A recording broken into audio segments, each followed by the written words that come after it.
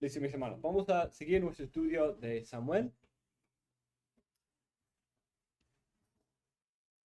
Vimos una introducción al libro en la clase anterior, viendo de manera muy superficial el contenido, señalando algunos temas, como los temas de la fe, la vista, como si es algo conforme a los ojos de Dios o los ojos de los hombres.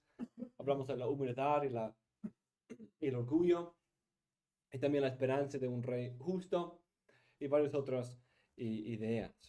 En esta clase quiero presentarles una propuesta para una estructura temática del libro de Samuel que ayuda a organizar el libro y nos señala algunos de los temas principales en algunas secciones. Hemos hablado en otras clases de ese patrón, esa técnica literaria de intercambio de géneros, una muestra de ese tipo de patrón y variación.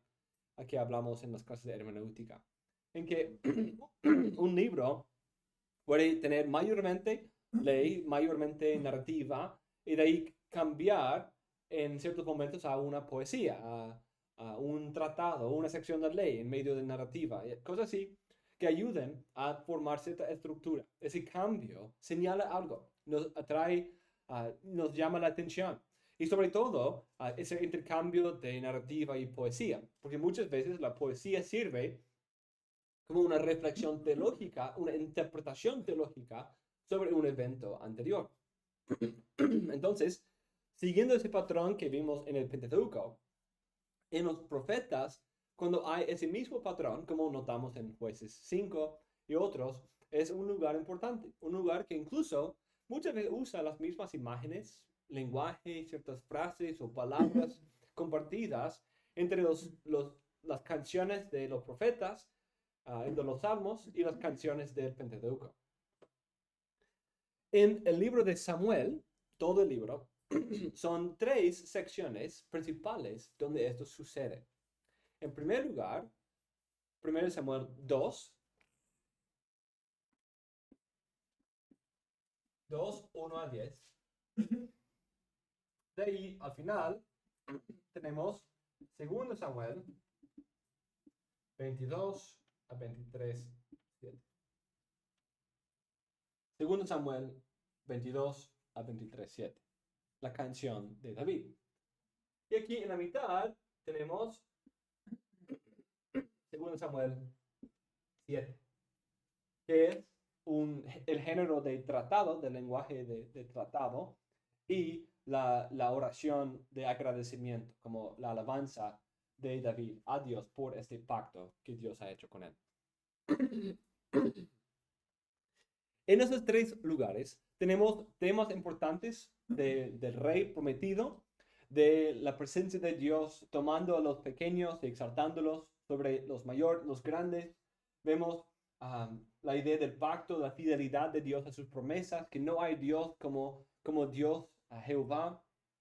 Y vemos muchos otros temas importantes para la teología bíblica, pero también útiles para el libro de Samuel. Con esos 3 lugares clave donde vemos el intercambio de género, junto con los 2 reyes principales y un énfasis en sus fracasos, podemos ver un tipo de quiasmo. Esa estructura nos quiere mostrar que aunque David es un rey conforme al corazón de Jehová, todavía falla.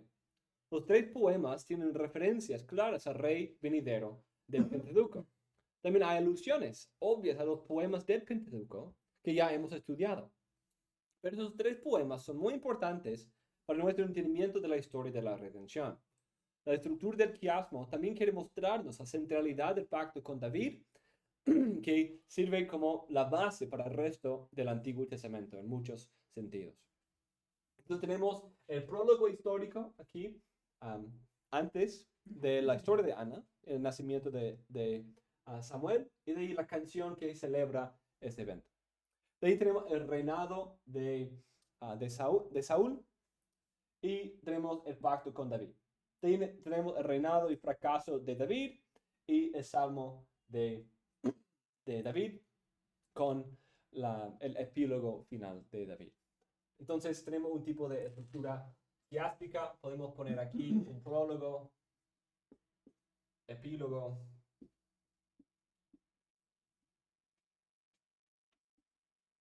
Reino de Saúl, con un énfasis en su fracaso. Reino de David, con un énfasis en su fracaso.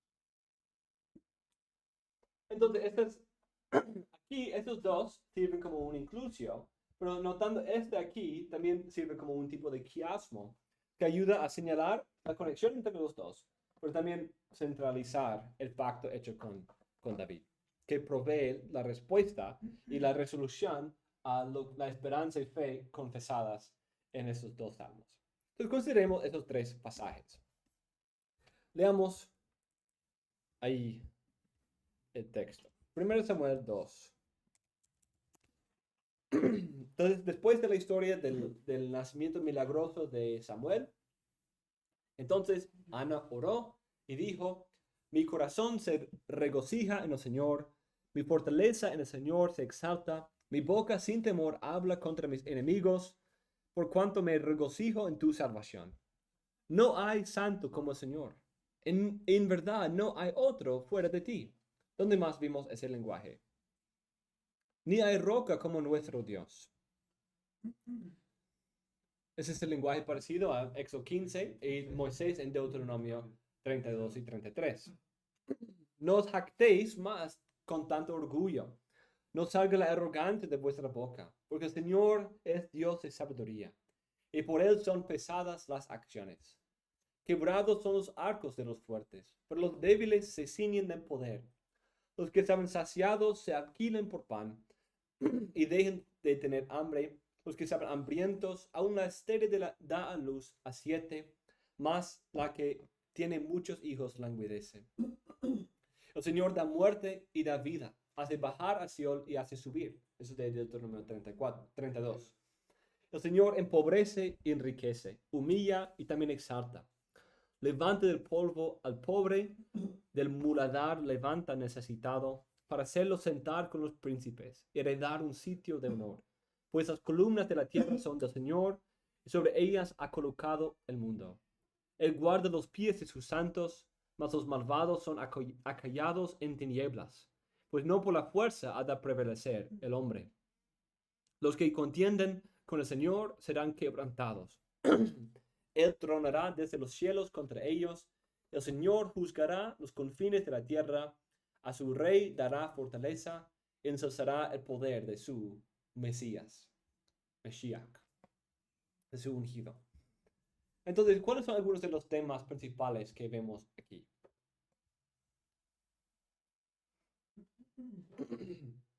¿Qué notan?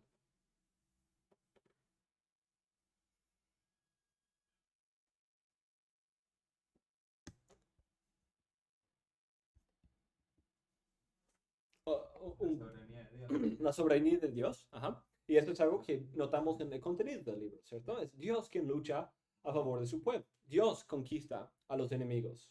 No es por la fuerza ha de prevalecer el hombre, sino es por la fe en el Señor.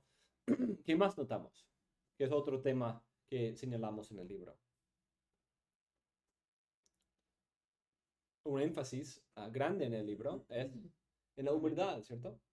En la humildad. Dios levanta a los humildes, humilla y exalta. Y eso no es la historia del libro. Los humildes son exaltados y los orgullosos son derribados, como Absalón, como Saúl, como David, en los dos sentidos.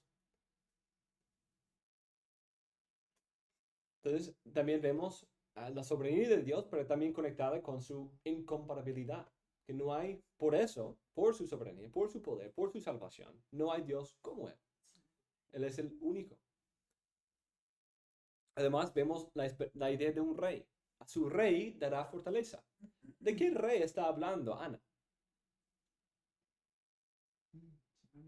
No había rey en sus días. Ella seguía en el tiempo de los jueces, cuando en ese tiempo no había rey sobre Israel. Entonces, ¿cómo tiene una esperanza para un rey que ella titula Mesías, su ungido? Y otra cosa aquí, ensalzará el poder de su ungido. Esa palabra es cuerno, la palabra que vimos en Números 24, que habla de los cuernos, son los cuernos del búfalo, describiendo la fuerza del Mesías en su conquista de los enemigos. Pero aquí dice que Jehová es la fuerza detrás del rey.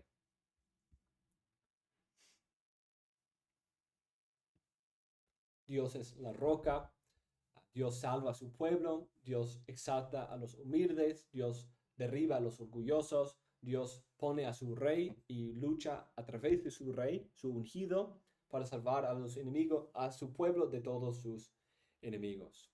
Entonces, todo eso es muy parecido a lo que hemos visto en otros pasajes. Hay muchas imágenes parecidas a Éxodo 15, el Señor como el guerrero, el Señor como el que lucha por su pueblo.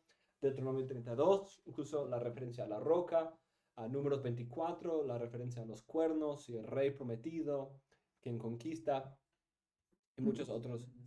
¿Qué pasa? Y juzga a las naciones. Sí, que tiene un reino extendido. Da la vida y quita la vida. Sí, sí, la soberanía de Dios.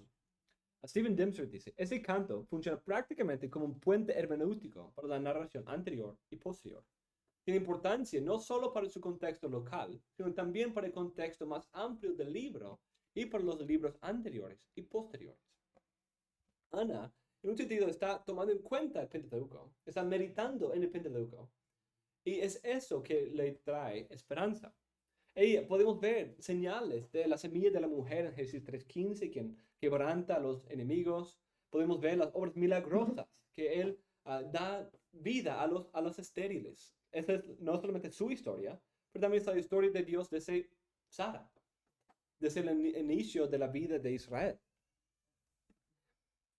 ¿Qué pasa? Quizás Eva también, porque cuando Dios les dice que si coman del fruto van a morir, entonces ellos comieron Trae del fruto vida de la muerte. y Sí. después le pone, ya no es varona sino Eva, madre de los vivientes. Sí. Quizás en un sentido también. Sí, es quizás una manera de resurrección, sí.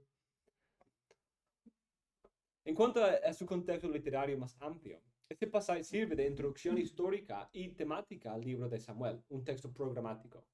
Este pasaje no solo presenta a los personajes principales, a Samuel, y relata el nacimiento milagroso de uno de esos personajes más destacados, sino que también inicia algunos de los temas principales que se desarrollan a lo largo del libro.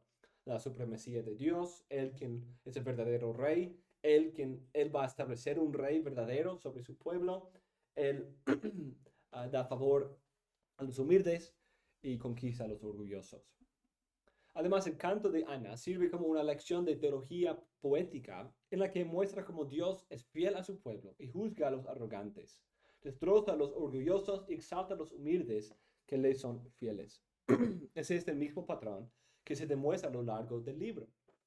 Algo que vemos tanto en David como en Saúl es como el poder del rey, la autoridad del rey, les envanece, les exalta de tal manera que se vuelven arrogantes y orgullosos. Y eso puede verse en la raíz de los pecados de los dos, que por su orgullo, por una usurpación de su autoridad, un abuso de su autoridad, tanto Saúl como David. Saúl toma el oficio sacerdotal sin derecho, cumple su propia voluntad en vez de obedecer al Señor. Y David toma la esposa de alguien más por la fuerza de su oficio.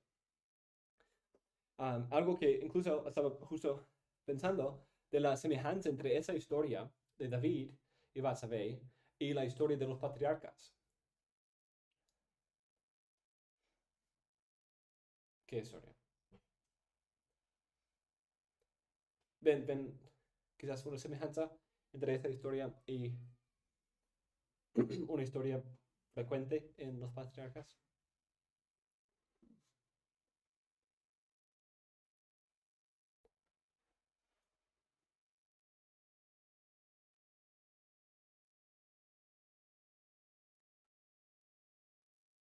¿Qué sucede cuando Abraham e Isaac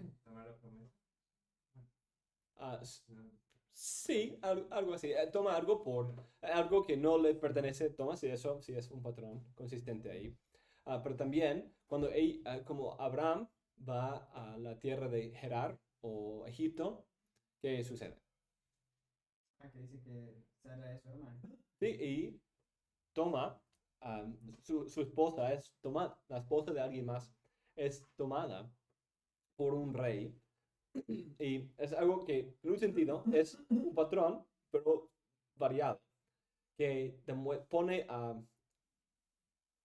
David en el lugar del faraón, en el lugar de Abimelech, de Gerar, um, tomando lo que no le pertenece, tomando y así también exponiéndose a él y a él mismo y a su reino al juicio de Dios. Entonces puede ser una conexión para enfatizar aún más la gravedad de su pecado. Um, algunos, esa es una historia importante. Creo que es importante entenderlo, porque muchas veces se malinterpreta en una manera que en un sentido busca justificar a David, como el hermano Rodrigo mencionó, algunos que de manera descarada justifican y dicen, mira, como él pecó de esa manera, entonces yo también puedo hacerlo y el Señor todavía me puede dar mi oficio pastoral, me puede dar bendiciones, me puede dar grandes promesas, aunque sea un gran pecador así. Y obvio, eso no es el punto del texto. Además, algunos, por nuestro amor por David, ¿cierto? Es nuestro patriarca, amamos a David, pero no tenemos que justificarlo en este punto. El texto no está buscando, incitándonos él hizo esto, pero no era realmente su culpa, no era tan malo. No, el texto lo presenta como algo horrible. Escuchemos cómo Natán lo describe, ¿cierto? Cuando uno escucha el lenguaje de Natán, como Natán, como desempeña la historia en una forma metafórica, es un gran pecado, es algo muy terrible. No era, um, no, ella no estaba tratando de seducir al rey bañándose. Eso fue parte de lo que le fue mandado por la ley de Dios. ¿Qué fue mandada a la mujer por la ley de Dios? Ok, entonces, ¿qué cosa? Sí, purificarse después de su regla mensual, ¿cierto? Eso es lo que hacía. Ella estaba purificándose porque había terminado su regla. Era ya pasado los 7 días y es por eso que también estaba fértil y se embarazó porque era justo después de su regla y estaba purificándose como la ley le había mandado. Entonces, no lo presente como algo indebido de su parte, sino algo completamente esperado de su parte. Entonces, muchos han interpretado eso como ella no debería haber. La ley le mandó a hacer eso. Tenía que bañarse. Justo en ese tiempo era parte de su obediencia a la ley del Señor. Es algo, incluso creo que entender eso, enfatizamos más, que ella en medio de su obediencia a la ley del Señor, y vemos a David codiciando algo que no le pertenece y tomándola por la fuerza. Ok, entonces, pero menciono esto porque creo que es algo que podemos ver en esa canción de Ana. No una profecía de que eso va a suceder, pero este patrón de el orgullo y la humildad. Y como el poder del rey es conectado en 1 Samuel con la tentación de abuso de poder, de arrogancia. Incluso eso es lo que le dice Samuel a Israel. ¿Qué le dice? Pone un rey y va a tomar tus cosas, va a tomar tus hijos, va a tomar tus propiedades, va a tomar tus siervos, va a tomar tus viñas, va a tomar todo. ¿Por qué? Él es el rey y él va a pensar que él puede hacer eso. Y eso es lo que hacen los reyes de las naciones. Toman esposas, toman hijos, hijas, siervos, siervas, ganados, viñas, campos, casas. Eso es lo que hacen y eso es lo que han pedido y eso es lo que hicieron. Como se alude en el contexto literario más amplio, este pasaje establece la trayectoria teológica del libro de Samuel. Sin embargo, esa trayectoria también está en línea con algunos de los temas más amplios del Antiguo Testamento. Esos dos temas que se ven en el libro de Samuel, Dios salvando a los que le sirven y juzgando a los que le deshonran, y la batalla que se libra entre ambos grupos, son temas que se encuentran en muchos pasajes de la Escritura. En primer lugar, este pasaje se conecta con los grandes temas del Antiguo Testamento mediante una conexión lingüística. Parte del lenguaje que Ana utiliza en su canción se repite en otros poemas clave de otras partes del Antiguo Testamento. Su declaración de la unicidad de Jehová después de un acto redentor es paralela a la canción de Moisés después del Éxodo. Además, hay conexiones aún más explícitas entre ese canto y el que Moisés canta al final del Pentateuco, en Deuteronomio 32. Ambos se refieren a Jehová como la roca, dicen que no es como, no hay como él de ninguna otra nación. Ambos se refieren también a Dios como el que mata y hace vivir. Por esto esa esterilidad bajo la cual Ana se gemía se presenta como un tipo de opresión en Egipto, de la cual Dios le está librando.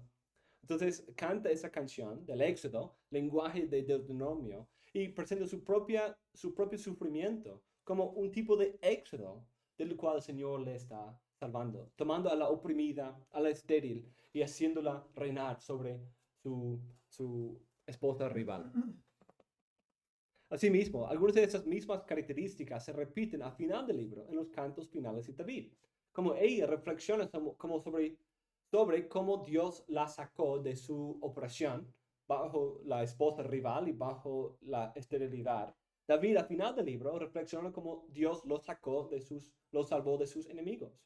Es algo muy parecido. Los dos son un tipo de éxodo personal en Ana y en David.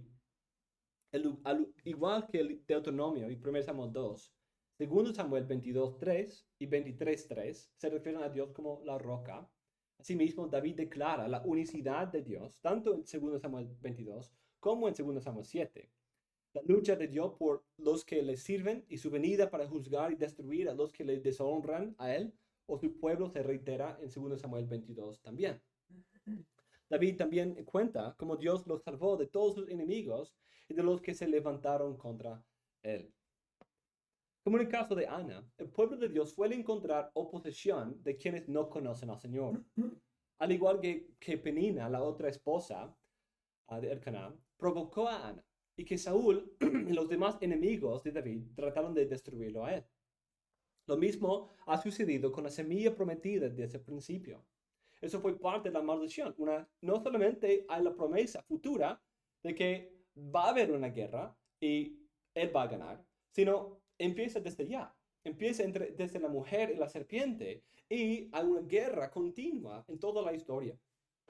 La primera muestra de esta enemistad es cuando Caín, del maligno, mata a su hermano, el justo, recibido por Dios, Abel, porque sus obras eran justas.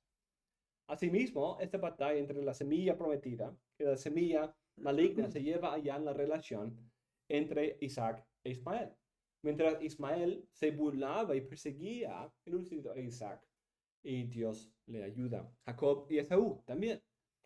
Ahí vemos a Jacob salvado por misericordia de Dios de la persecución de Esaú. Tiene que huir por su propio engaño, pero el otro que le estaba persiguiendo.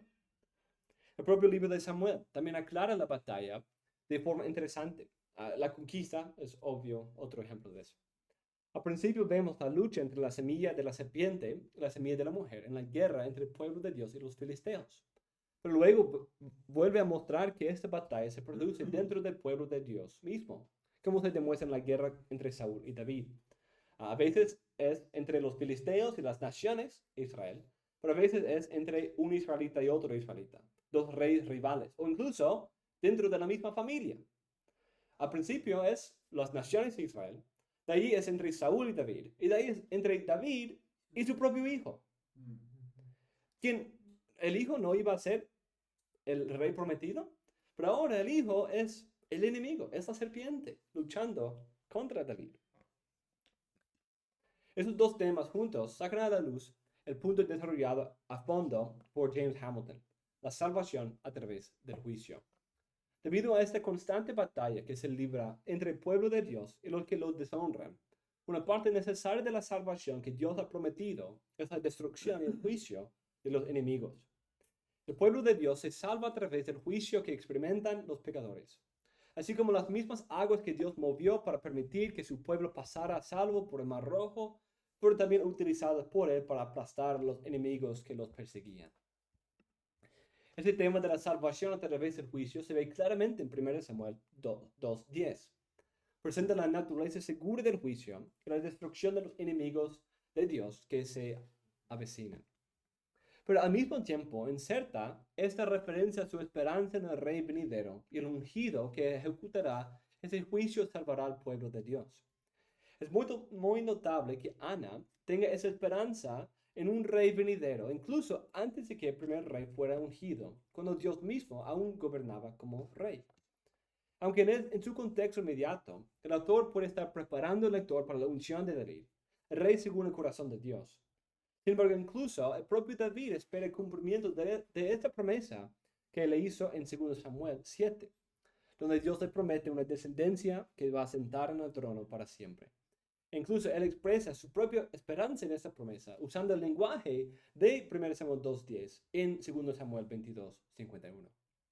Los dos salmos se conectan por una referencia al cuerno del Mesías. Asimismo, ese pasaje no solo contribuye a la comprensión de los principales temas de la Biblia en su conjunto, sino que también enseña ciertas cosas sobre Dios mismo. Este pasaje enseña la justicia de Dios, la soberanía de Dios, su poder milagroso para luchar contra su pueblo, contra sus enemigos a favor de su pueblo. El ver estos temas importantes que tienen sus raíces en el Pentateuco y como muestra una esperanza mesiánica, nos indica algo acerca de la teología del Pentateuco y la manera en que algunos de los primeros fieles interpretaron el Pentateuco. John Selhammer dice que el mesianismo de Ana y del libro de Samuel fluye directamente del mesianismo ya inherente en el Pentateuco. Él dice, hay muchos ejemplos de ecos proféticos en las Escrituras. Uno notable es el poema de Ana en 1 Samuel 2. Al consagrar a su hijo, Ana entona un canto de alabanza y acción de gracias. Al final de su himno, Ana pasa a otro tema, la esperanza profética de la llegada del rey mesiánico de Dios. Lo hace mediante un eco de los poemas del Pentateuco. Dice que sean destrozados los que contienen con el Señor, y que contra ellos truenen los cielos y juzgue los confines de la tierra, que dé fuerza a su rey y ensalce el cuerno de su ungido. El ungido, el rey de Ana, aluden al rey mesiánico de la poesía del Pentateuco en Números 24:7. Los críticos bíblicos no han sabido explicar cómo Ana pudo expresar tales palabras. ¿De dónde pudo sacar Ana la esperanza de un rey venidero? Su única explicación es suponer que un escriba posterior ha reescrito el himno de alabanza de Ana para ajustarlo a las creencias mesiánicas de los profetas posteriores. Entonces, esa es la suposición de esos críticos. Sin embargo, dice Selhammer, no han visto que Ana o uno de los autores proféticos posteriores pudiera haber leído el Pentateuco o ser consciente de la esperanza profética en los poemas del Pentateuco. Si se entienden como un eco de la poesía del Pentateuco, las palabras de Ana tienen sentido. Listo, en segundo lugar, vemos en 2 Samuel 7. Vamos y leemos el texto y podemos hacer algunos comentarios sobre el texto.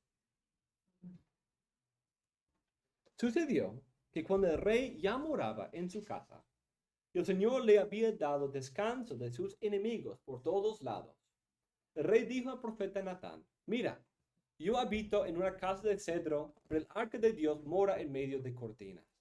Entonces Natán dijo al rey, ve, haz todo lo que está en tu corazón, porque el Señor está contigo. Y sucedió que esa misma noche la palabra del Señor vino a Natán, diciendo, ve y di a mi siervo David. Así dice el Señor, ¿eres tú el que me va a edificar una casa por morar en ella? Pues no he morado en una casa desde el día en que saqué de Egipto a los hijos de Israel hasta hoy, sino que he andado errante en una tienda, en un tabernáculo, donde quiera que he ido con todos los hijos de Israel.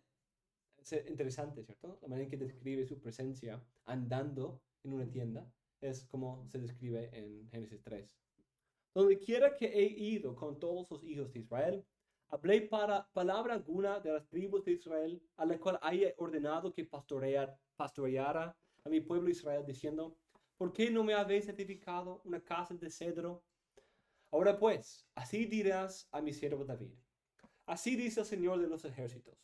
Yo te tomé del pastizal, de seguir las ovejas, para que fueras príncipe sobre mi pueblo Israel.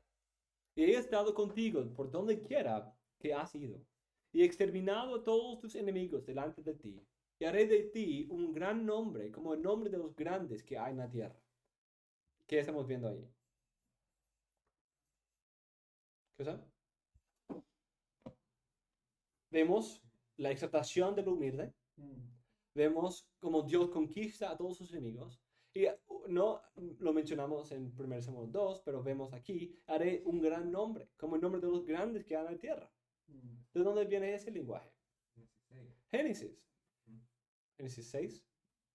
Sí, cuando habla de los hijos de los gigantes, hijos de los grandes que están en la De renombre. Ajá. Sí, de interesante. Sí, interesante. Yo estaba pensando en la promesa de 12, de cuando Dios le promete un gran nombre a Abraham. Asignaré también un lugar para mi pueblo Israel, y lo plantaré allí a fin de que habite en su propio lugar y no sea perturbado de nuevo, ni les afligen más los malvados como antes. ¿Qué está pasando aquí? Ya están en la tierra, ¿cierto? Asignaré también un lugar para mi pueblo Israel, y lo plantaré allí a fin de que habite en su propio lugar y no sea perturbado de nuevo. Pero eso no es redundante, ya hiciste eso. Pero, obvio, hay algo más aquí. Y como desde el día en que ordené que hubiera fuese sobre mi pueblo Israel, te daré reposo de todos tus enemigos. El Señor también te hace saber que el Señor te edificará a ti una casa. Cuando tus días se cumplen y reposes con tus padres, levantaré a tu descendiente después de ti, el cual saldrá de tus entrañas, y estableceré su reino. Morales señala aquí que la casa que David quería construir al Señor era de ladrillos. Pero Dios quiere hacer una casa a David de piedras vivas, de hombres, ¿cierto? Una dinastía. Él edificará, es interesante que el hijo de David construye una casa de piedras vivas. Él edificará casa a mi nombre, y yo estableceré el trono de su reino para siempre. Yo seré padre para él, y él será hijo para mí. Cuando cometa iniquidad, lo corregiré con vara de hombres y con azotes de hijos de hombres. Pero mi misericordia no se apartará de él, como la aparté de Saúl, a quien quité de delante de ti. Como dije, aunque peque, hay consecuencias, pero Dios no remueve por completo el pacto. Tu casa y tu reino permanecerán para siempre delante de mí. Tu trono será establecido para siempre. Conforme a todas estas palabras y conforme a toda esta visión, así habló Natán a David. Entonces el rey David entró y se sentó delante del Señor y dijo, ¿quién soy yo, oh Señor Dios? ¿Y qué es mi casa para que me hayas traído hasta aquí? Y aún esto fue insignificante ante tus ojos, oh Señor Dios, pues también has hablado de la casa de tu siervo concerniente a un futuro lejano. Y esa es la ley de los hombres, oh Señor Dios, oh Señor Dios. ¿Y qué más podría decirte, David? Pues tú conoces a tu siervo, oh Señor Dios.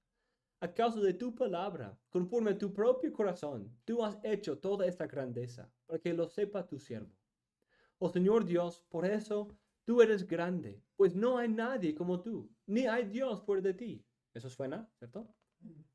Sí, Éxodo 15, Deuteronomio 32, 1 Samuel 2.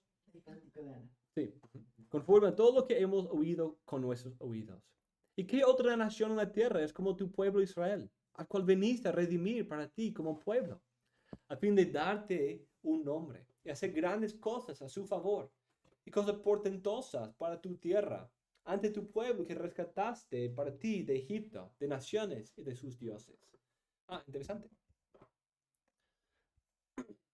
Pues tú has establecido para ti a tu pueblo Israel, como pueblo tuyo para siempre. Y tú, Señor, has venido a ser su Dios. Pacto. Y ahora, oh Señor, confirma para siempre, con juramento. Confirma con juramento para siempre la palabra que has hablado acerca de tu siervo, acerca de su casa. Y haz según has hablado. Y sea engrandecido tu nombre para siempre. Los dos hablan del nombre engrandecido. A decirse, el Señor de los ejércitos es Dios sobre Israel. Y que la casa de tu siervo David sea establecida delante de ti. Porque tú, oh Señor de los ejércitos, Dios de Israel, has revelado a tu siervo, diciendo, yo te edificaré casa. Por tanto, tu siervo ha hallado ánimo para elevar esta oración a ti. Ahora pues, oh Señor Dios, tú eres Dios. Tus palabras son verdad, y tú has prometido este bien a tu siervo. Y ahora ten a bien bendecir la casa de tu siervo, a fin de que permanezca para siempre delante de ti. Porque tú, oh Señor Dios, has hablado y con tu bendición será bendita para siempre la casa de tu Señor, de tu siervo. Entonces, incluso en este pasaje vemos muchas de las imágenes de la canción de Ana. Vemos un rey, quien es el ungido del Señor, quien va a recibir paz de todos sus enemigos, ¿cierto? Que va a luchar en el poder del Señor, para reinar para siempre. Vemos como esto señala que Dios es incomparable, que no hay nadie como Él. Él es el verdadero Salvador de su pueblo, que Él toma a un hombre humilde, que lo toma del pastizal de los pastores y lo exalta.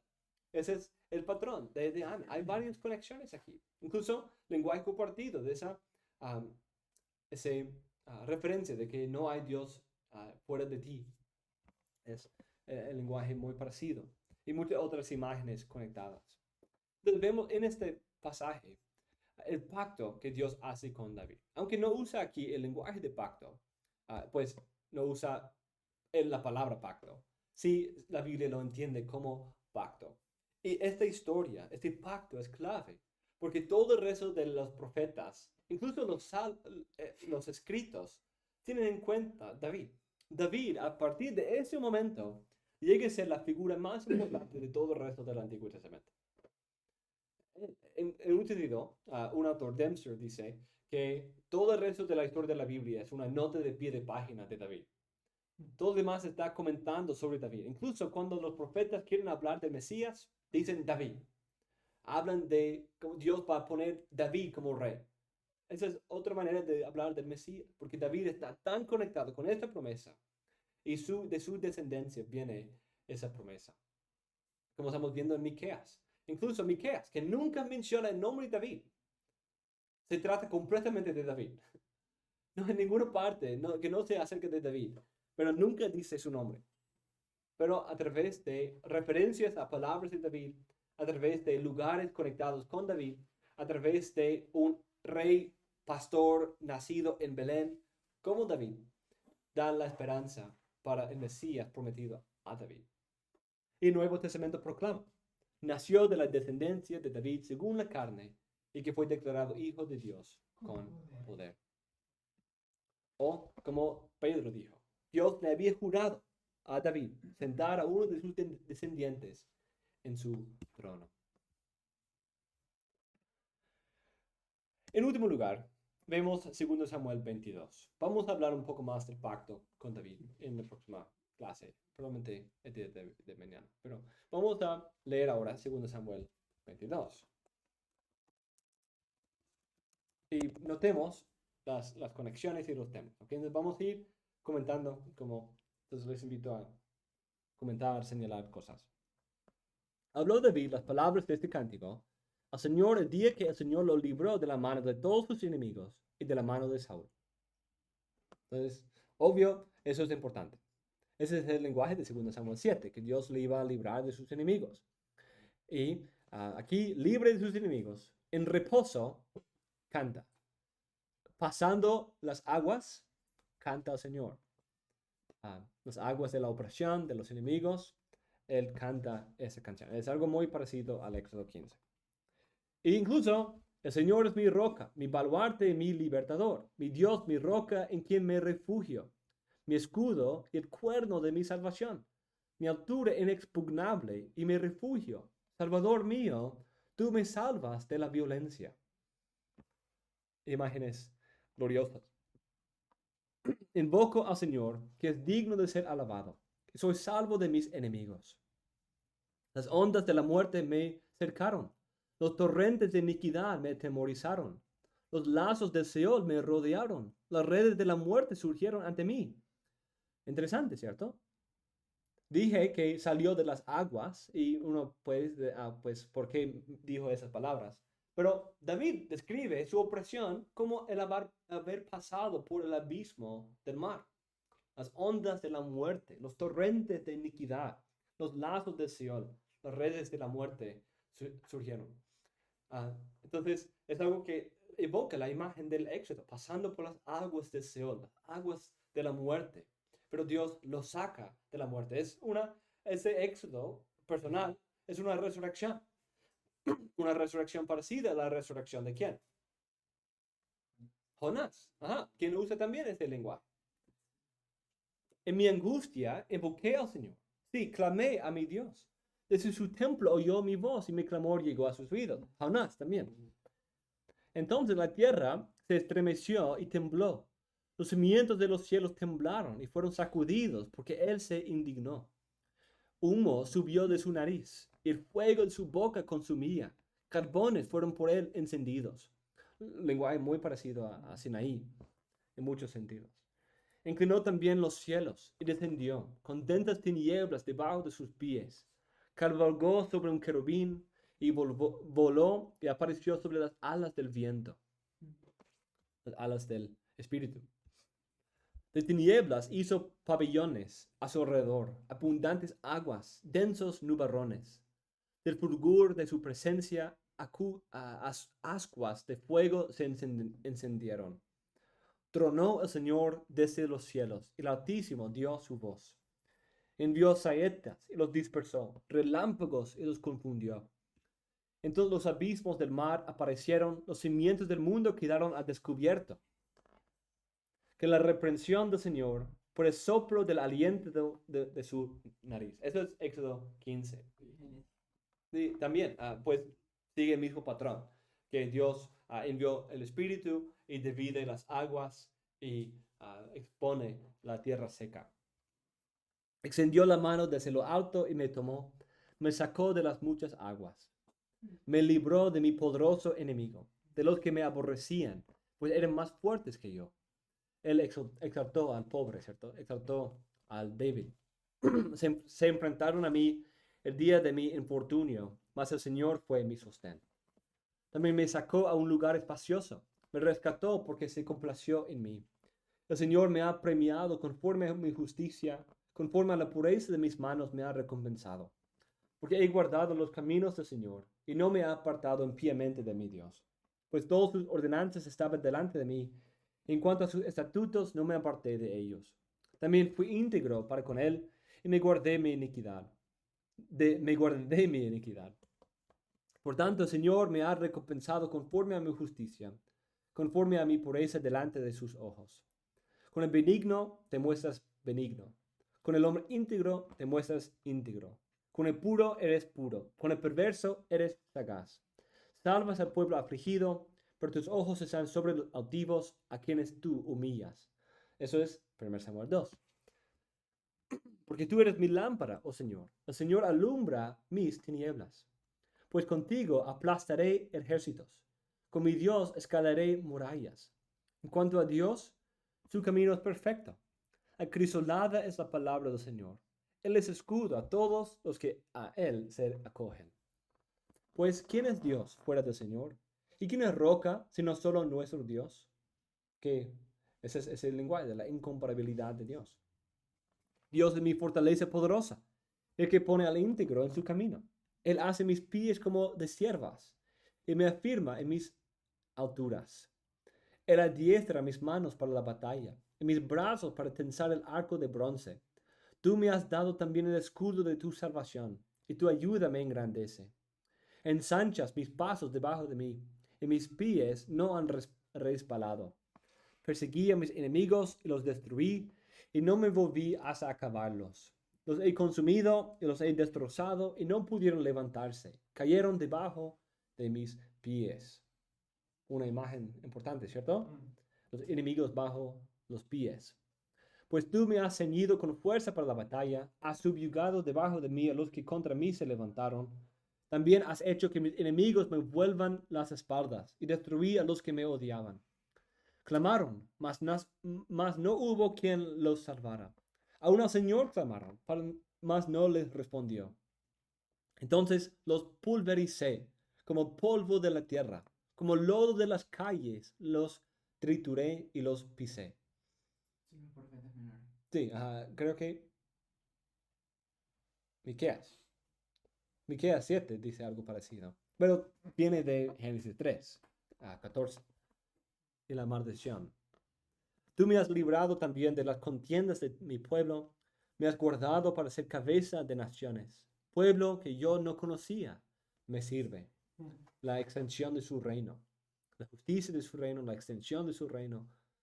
Los extranjeros me fingen obediencia. Al oírme me obedecen. Los extranjeros desfallecen y salen temblando de sus fortalezas. Eso es Oseas 11. El Señor vive, bendita sea mi roca. Ensalzado sea Dios, roca de mi salvación. El Dios que por mí hace venganza y hace caer pueblos debajo de mí. El que me libra de mis enemigos, tú me exaltas sobre los que se levanten contra mí. Me rescatas del hombre violento. Por tanto, te alabaré, oh Señor, entre las naciones, y cantaré alabanzas a tu nombre. Él es torre de salvación a su rey. Muestra misericordia a su ungido, a David, y a su descendencia para siempre. Entonces, ese es casi el mismo lenguaje que 1 Samuel 2:10, solo con la adición de David y su descendencia. Pero eso es, en un sentido, interpretando 1 Samuel 2:10 a la luz de 2 Samuel 7. ¿Cierto? Este versículo, en un sentido, 1 Samuel 2 habla de la esperanza del rey. 2 Samuel 7 da la promesa del pacto del rey. Y aquí David une a esos dos, hablando de la misericordia segura que Dios va a dar a David y a su simiente para siempre. A su simiente. La misma palabra de simiente en Génesis 3 y otros pasajes. Steven Dempster dice, esas dos figuras, Ana y David, son de crucial importancia para entender el libro de Samuel. El canto de Ana mira hacia el futuro para el derrocamiento de un dominio tiránico que será sustituido por un rey justo, un Mesías, que llevará la justicia más allá de Israel hacia los confines de la tierra. David mira hacia atrás y ve cómo Dios le ha librado de todos sus enemigos. David los hirió hasta que cayeron bajo sus pies. Dios le entregó el cuello de sus enemigos y esto se convierte en la prenda de un futuro en el que Dios magnificará su salvación a su rey y extenderá la lealtad del pacto a su Mesías, a David y a su descendencia para siempre. Y que él va a recibir la obediencia de las naciones, ¿cierto? Como Salmo 2. Es como en resumen esa última parte de Salmo 2. El rey de David puesto sobre el monte, conquistando a los que se oponen y recibiendo como su posesión la obediencia de las naciones. Entonces, tenemos ahí en el apunte, tenemos una figura interesante que tenemos el libro de Samuel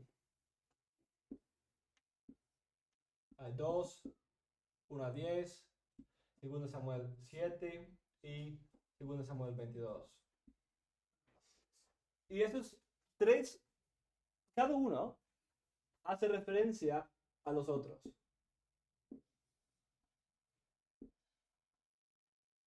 Entonces, hay conexiones entre sí.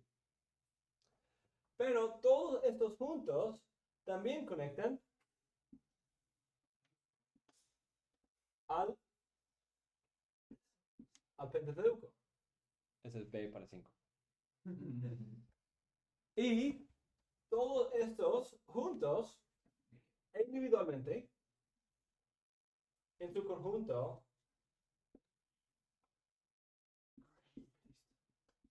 apuntan a Cristo.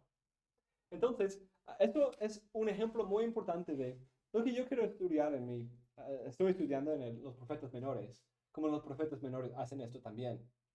Pero es interesante ver un ejemplo aquí en Samuel, que a través de intertextualidad hacen eco de esperanza de la obra de Dios mesiánica, el rey prometido, en el Pentateuco, sobre todo en pasajes como Génesis 3:15, Números 24, Éxodo 15, Deuteronomio 32, que presenta estos temas de la salvación, de la obra del Señor en salvar al pueblo de sus enemigos y muchos otros aspectos que fluyen del Pentateuco. Pero a través de hacer ecos de eso, comunicando su propia esperanza en términos del Pentateuco, puede comunicar aún más y desarrollar aún más claramente la esperanza del Mesías, ahora en términos de David y su descendencia. Lo que era el rey prometido a Judá, la estrella de Jacob, muchas otras imágenes que vimos en el Pentateuco, el verdadero sacerdote, el profeta como Moisés, ahora es unido, es consolidado en la esperanza del Hijo prometido, David. Y todo eso sirve el propósito. Cada uno individualmente espera al Mesías, pero hace como describe Stelhammer, hace eco. Es como una cámara de resonancia. Cuando uno empieza a cantar o entonar cierto tono, de ahí alguien más viene con el mismo tono, y de ahí con el mismo, empieza a ser tan fuerte porque está resonando, ¿cierto? Resuena entre sí y crea un efecto que es tan alto, tan poderoso, el llamado, el tono, que no podemos escaparnos de ello. Entonces, al ver los ecos del Pentateuco, va como revibrando, resonando en esa cámara del canon, que hace un soplo de trompeta tan fuerte que nos apunta hacia Cristo. Entonces, individualmente nos apunta a Cristo, individualmente nos apuntan los unos a los otros, y todo en su conjunto nos da una esperanza clara de Cristo, del ungido, del Mesías, el Hijo prometido de David, quien pone la presencia de Dios entre su pueblo, exalta su reino sobre todas las naciones y trae la victoria de todos sus enemigos. La conexión entre Saúl y David. Saúl como rey de los hombres, al que Dios le permite tanto la misericordia como la justicia, y David como el verdadero rey ungido por Dios. Es una parte clave en este libro. El recurso utilizado aquí es ese complemento literario. La pecaminosidad, la cobardía y los fracasos de Saúl preparan al lector para el reino mucho más grande del pastor ungido por Dios para su pueblo, David. Así como Saúl es un rey a los ojos del hombre, David es un rey a los ojos de Dios. Saúl tenía un corazón endurecido, pero David un corazón conforme al Señor. David obedecía la ley de Dios, mientras que Saúl prefería los sacrificios. David no permitió que el ejército de Dios se burlara de Goliat, sea burlado por Goliat, mientras que Saúl se quedó de brazos cruzados. Saúl trató de matar a David injustamente, mientras que David se negó a tocar al ungido de Dios, incluso cuando le pudo haber matado fácilmente. Saúl luchó perpetuamente contra los filisteos, pero no pudo conquistarlos. Pero David sí los somete. A pesar de que David fracasó en muchos aspectos atroces, fue mucho mejor que Saúl, y todavía podía ser considerado por los reyes como un estándar para los futuros reyes. Sin embargo, debido tanto a la promesa de Dios de una semilla de David, que será mejor que él, como los horrendos fracasos morales y políticos de David, el propio David se convierte en un papelón para el reino venidero de su hijo, un tipo. Cuando vemos a Saúl, David es un rey glorioso y justo. Pero cuando vemos a David, el hecho de que no puede traer un descanso duradero ni salvarse a sí mismo o a su pueblo del pecado, nos queda al igual que a David. Esperar y depender completamente del cumplimiento de las promesas de Dios de levantar una semilla de David, para someter a todos sus enemigos, sentarte en el trono para siempre y construir la casa de Dios en medio de su pueblo. Con todo esto en cuenta, vemos los temas gloriosos del Antiguo Testamento y el Pentateuco resonados. El resto de la historia del Antiguo Testamento nos muestra que Dios es fiel a esos pactos, esos dos pactos primarios, Abraham y David. Cada rey que salía de los lomos de David podía ser ese rey. Pero como vamos a ver, aunque había unos como David, el rey perfecto, el Mesías, no viene en el tiempo del Antiguo Testamento. Como Moisés, ¿cierto? Había varios como Moisés, pero no él, Moisés. Como resume muy bien Michael McKelvey. A medida que el lector ve el lugar que ocupa el libro de Samuel dentro del canon de las Escrituras y de la historia redentora, la mano del Rey Altísimo se hace visible mientras orquesta su propósito eterno de redención. Dios es siempre fiel, incluso cuando su pueblo sigue rechazándolo. Por tanto, no son las acciones humanas y los fracasos de una nación que los que son preeminentes, sino la mano de Dios que es capaz de introducir su reino eterno a pesar de los vasos humanos débiles y rotos. Ese libro señala a todos a Cristo Rey, y ese es el objetivo principal de toda la Escritura. Además, para concluir, parece que incluso el Evangelio de Lucas nota esa naturaleza mesiánica del libro de Samuel y conecta el libro del nacimiento de Cristo en varias maneras con el libro de Samuel. En primer lugar, como en la historia de Ana, tenemos el nacimiento milagroso de un hijo. Además, vemos la dedicación del hijo al Señor en una manera parecida a Samuel.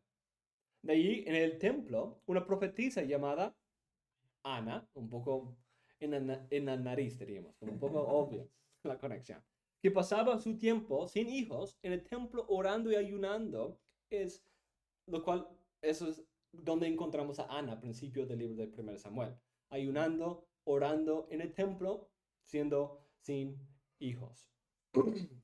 Finalmente, la canción de María, con el anuncio del nacimiento de Cristo, es el Magnificat, es casi lo mismo que 1 Samuel 2. Es casi repetir, pues estamos en ese. Entonces vamos, Lucas 1:46. Entonces María dijo: mi alma engrandece al Señor, mi espíritu se regocija en Dios mi Salvador, porque ha mirado la humilde condición de esta su sierva.